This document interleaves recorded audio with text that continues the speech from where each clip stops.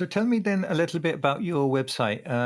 What Mm. kind of who's your typical user, or do you not have a typical user? And what services do you offer? I mean, the typical user is well, there's three different kinds of user. Uh-huh. There's metal detectorists, Yeah, there is family historians, and there's people who just love maps, and then there's also people who just, in fact, a lot of people just love maps anyway. yeah, So sometimes a person may not know they're interested in family history or know they're interested in local history, yeah, but they get on the website and then they look at they'll zoom in on where they live, and then they'll move a slider and then they can see an overlay of an old map, and it starts to give them a historical context. So yeah. it enables people to travel in time. That would Who be so previously, interesting. I remember working on a project like that, at the National Archives. At the time, it was just too costly. The technology was there, but it was quite new. So we kind of just got some costs and samples, but never actually carried out the project. But you're doing that now, are you? You're mapping. yeah, it's been done. Yeah, it's been done. Wow. I use a third party mapping provider for the higher resolution Victorian maps. But there is a map series that is not done by anybody else that I did, that not me, not my business did, um, which is quite a challenge. It's quite a Yeah. challenge to georeference it. Um, and there's also open source. There's government organisations who can provide open source data, open data, which I'm sort of mashing over. I'm mashing up from private people who will pay a license money to. Hmm. I'm mashing up from Google, and then I'm mashing up from publicly available sources to provide a multi-layered map. And that's basically what. So it's different kinds of people. It's hard to say. Yeah. I mean, generally, people who metal detectors think it's only for a metal detecting site. Same as archaeologists. Yeah. Archaeologists think it's only for archaeologists. It's Yeah. not. It's for everybody, really. Yes. Hmm. You've got so much going on. Obviously, you have young kids as well, and there's so many other Mm. things. So, is is your database still growing, or has it got to a stage where the database is pretty much there, and now you're trying to develop the website and functionality, or I what mean, are you doing at the moment? there's lots of things for refining my data. So remember, as I said before, that I would read through a journal or an archaeological report, and then I'd type in Bronze Age axe found and a coordinate, Hmm. and that would be it. But often, often those summaries missed out other things that were in there as well, like Bronze Age, Bronze Age axe, and signs of a Bronze Age burial. That was because it was too much to type. The main thing was to type out the coordinate Yeah. and give it assign a era to it. The other thing I want to do now is to have specific searches for specific site types. So there's a lot of interest at the moment, especially with Gen Zs, young people, which is Hmm. surprising, in Neolithic monuments, Bronze Age monuments like Stonehenge and stone circles. Yes. Yeah. And I think this is because of an increased interest in neo-paganism. Yes. It seems to be sweeping Europe, especially Yeah. amongst You're Gen right. Zs, Mm. and they're interested not so much in doing the religious Yeah. rites and all this stuff. It's more to sort of understanding Hmm. the spiritual side of these ancient monuments we've got in this country. Yeah. So I want to make it easy for people to be able to sort of find out where's the nearest stone circle with me, because I want to encourage that. That's my thing, as a Yeah. kind of semi-educator, is to encourage people to understand their historical environment and connect with it as well by going to the site. So they can't connect until they know where it is. Yeah. Can you maybe, are you thinking of incorporating AI into your search tools? There's lots of companies doing that. And I think there is some benefit. I need to look at what it can do, but at Hmm. some point I will do, because Yeah. it'd be good to have a chatbot on there. Yeah. Like I say, because I've been entering data into that database for 20 years Yes. and scanning in reports and information and Yeah. collecting more information. So, but I can't make sense of it because there's too much of it. Exactly.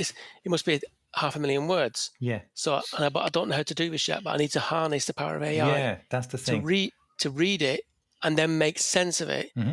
and then to the point that it can do all the work. Yeah. But I don't actually know. But So that's going to be a project in itself because you'll have to train the AI in understanding what the hell's going on. yeah, And but I mean, it's big. But I think yeah, a lot of people are afraid of AI, but it's also going to bring a lot of benefits. it is. Yeah. And people who master it will it become its master rather than being mastered by it are going to do really well out of it. Yeah. Yeah. And you mentioned being an educationist. So that's what I was thinking as you were talking, the kind of things that you do and the information you have, it would be amazing if you could work with schools because so many kids are so scared or fed up of history lessons and things because they can't, it's not something that they can kind of relate to much. Yep.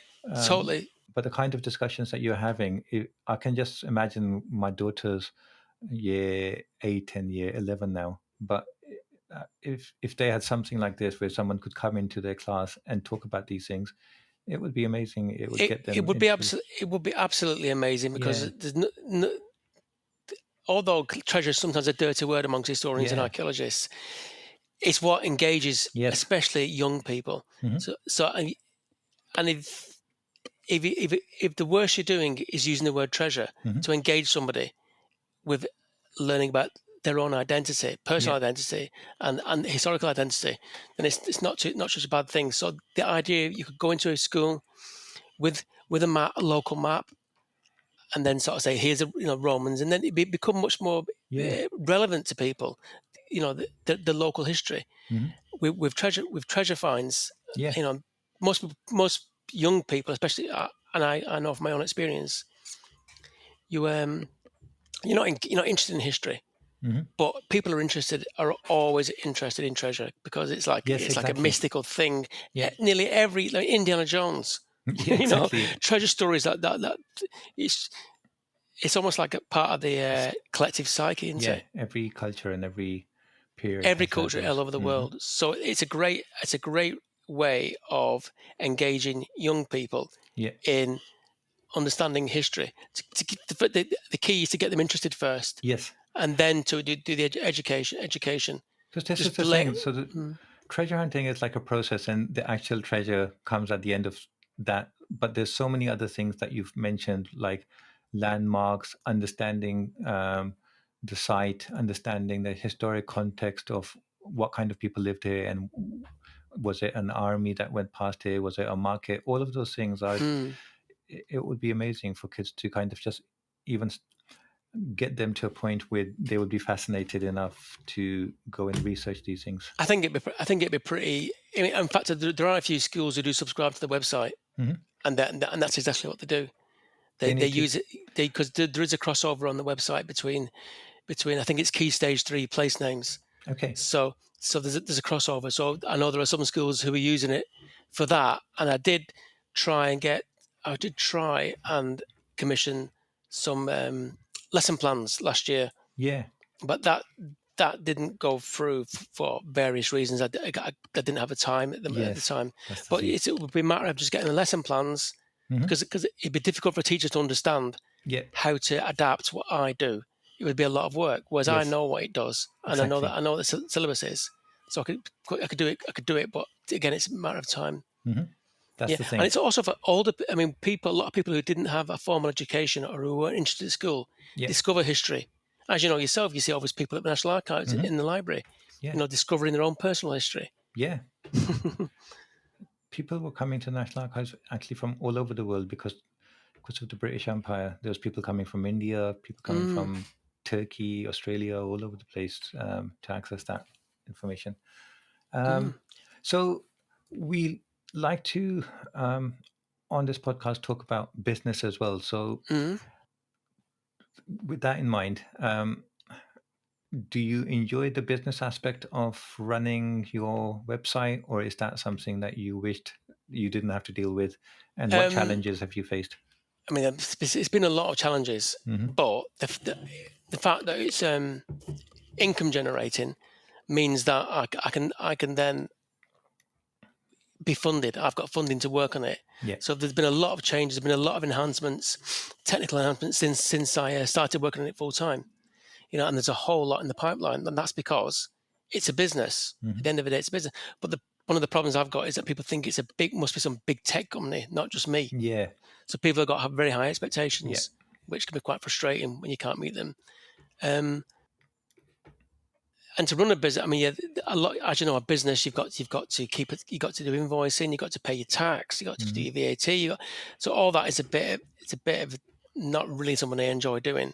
In fact, I yeah. don't enjoy And it there's at so all. much going on. You'd probably have to hire um, teams, contractors, or I mean that's what freelancers. that's what I did do when I first started. When I first decided to expand, hmm I think I had 6 staff, but I didn't have a time to. I couldn't manage my own work. Never mind Yeah, 5 other people. you, You know, you'd so you'd think it's going to free up some time, but you end up actually working even longer hours because now you have to yeah, train it these was. people to understand Yeah. So what their now, duties are. that's not really worked out, and there's Mm. also the expense. It's incredibly expensive to Yeah, hire staff in terms of what you can get back. yeah, Like if you hire a piece of machinery, or or you hire or you buy a piece of office equipment, it generally starts paying itself off straight away. yeah. Whereas a staff full time staff, you It's really need to training. Yeah, manage them properly hmm and give them the time to become productive. yeah, So now it's just not just now I have individual separate people for separate jobs hmm who are specific at one a few things that they're really good at, that I've gone through a lot of people and they're really good at this, and so that's who is helping me out. And how do you engage with your audience, with your current subscribers? Do you have a kind of a community there that you engage with, or I mean, do I you? suppose the main thing is Facebook. I've not really gone for Instagram or TikTok again because the the, the site is quite technical Yeah. and there are bugs in it which I know about, hmm and there's also development.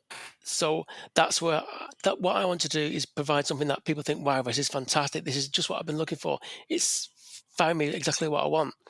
Whereas if I start Yeah. engaging with social media, hmm then I'm not doing what I think people need. Mm. But then again, I've also realized that people don't actually understand, and many people don't understand, don't know what they're looking at, Yeah. and therefore I do need to Exactly. Maybe if you could engage have with like people. a live session once a Yeah, quarter, even, I because think then they would, like you were saying, at the moment they don't understand. They think you're some big company. They don't understand sometimes that you're on your own trying to do all of these things. So you'll understand them better, and they'll understand you better. I think that's it. Yeah, and Mm. yeah, like I'd like it if people. I'm going to have to engage with people. Not have to. I'm going to have to move away from the technical stuff and just spend some time doing Yeah. this properly, having a session where people can ask me questions. hmm And it's also the technicalities of that. How do you set it up? How's it going to Yeah. work? That kind. I have no idea, You but might that's got get to be some done. volunteers for some of the work, but again, it's getting volunteers is really good, but then having to train them is not easy. The problem is in training because you and I think you did was it a master's or Volunteers. your bachelor's in computer science, Yeah. and so did I a master's, Yeah. and even and then we're coming from a level trying to train people who aren't who are technical but haven't got a Mm. computer science background, and you forget how technical it is Yeah. and what you're doing. Because at the National Archives, we actually had a team of volunteers, which was really good. But then you actually need full-time people there to train them and to see over them. So that's kind of manageable for a company like the National Archives with the Mm. resources that they have. But when there's one of you and you need to decide where you can utilize your time the best, it becomes difficult.